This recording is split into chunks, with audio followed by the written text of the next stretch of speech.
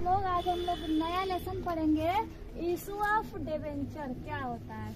ये हमारा part B है अकाउंटेंसी का। तो देखो बच्चों, जब कंपनी अपने कैपिटल को जुटाने के लिए शेयर इशू करती है, शेयर के बाद भी उसको पास पूरा फंड इकट्ठा नहीं हो पाता है, तो इस कंडीशन में कंपनी एक डिबेंचर इशू करती है। डिबेंचर मतलब सेम टू सेम शेयर के जैसे ही होता है, लेकिन कुछ उसमें डिफरेंट होता है। जैसे मान के चलो, जब भी कंपनी क्या इशू करेगी, डिबेंचर, तो डिबेंचर इशू करेगी जो, वो एक तरह से ऐसा प्रलेख होता है जिसमें शर्त लिखी जाती है, वो पब्लिक के बीच में जारी करती है, ताकि उससे पब्लिक उस पे क्या देती है, कर्ज।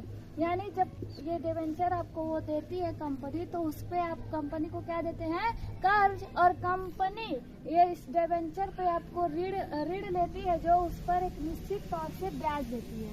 यानी कंपनी को प्रॉफिट हो या लॉस हो, उससे आपको कोई लेना देना नहीं होगा, उस पर कंपनी एक निश्चित प्रतिशत पर आपको ब्याज देगी। लेकिन आप शेयर खरीदते हो तो शेयर पे जो प्रॉफिट होता है वो आपको कब मिलता था, जब कंपनी को प्रॉफिट होता है। लेकिन यहाँ पे जो डिबेंचर होता है, डिबेंचर में कंपनी के पास प्रॉफिट हो या लॉस हो, इस किसी भी कंडीशन में आपको वो क्या देगी, ब्याज देगी। अब देखो डिबेंचर कहेंगे किसे, तो यह एक ऐसा प्रलेख है, एक ऐसा डॉक्यूमेंट है जिसपे कंपनी की सभी शर्तें लिखी जाती है। यानी उस पे सभी शर्तें होती हैं कि हम कितना कर्ज ले रहे हैं, इस पर कितना मंथ से हम ब्याज देंगे, किस महीने में देंगे, और पूरे पैसे का यानी पूरे ऋण का भुगतान कब करेंगे।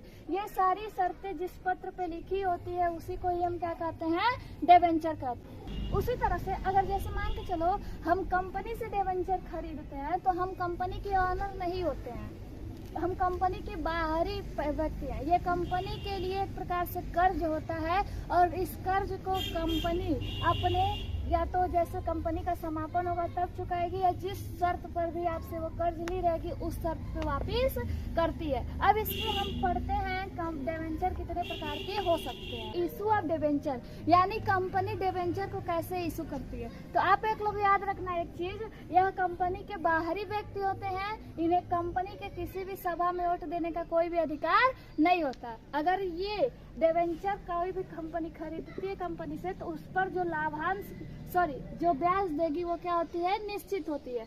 और जो लाभांश मिलता है शेयर पे मिलने वाले शेयर पे जो मिलता है प्रॉफिट, उसको हम क्या कहते हैं, लाभांश। और जो ऋण पत्र पर मिलता है उसको हम क्या कहते हैं, इंटरेस्ट यानी ब्याज। अब यहाँ पे आप लोग देखो बच्चों, issue of issue of debenture कैसे होगा, तो ये 3 प्रकार से होता है, 8 पार, 8 प्रीमियम और 8 डिस्काउंट। तो आप लोगों ने शेयर वाले में देखा होगा कि शेयर भी 2 प्रकार से इशू होते थे। तीसरा भारत में क्या था, बैन था।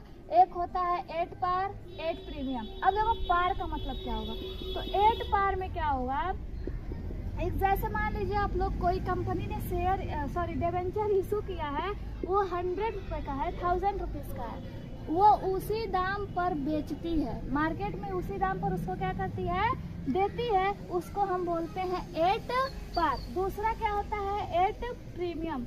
8 प्रीमियम देखो बच्चों क्या होगा, तो जब आपको मालूम होगा वो फेस वैल्यू से ज्यादा का चार्ज लेती है, हम उसको कहते हैं 8 प्रीमियम। नेक्स्ट होता है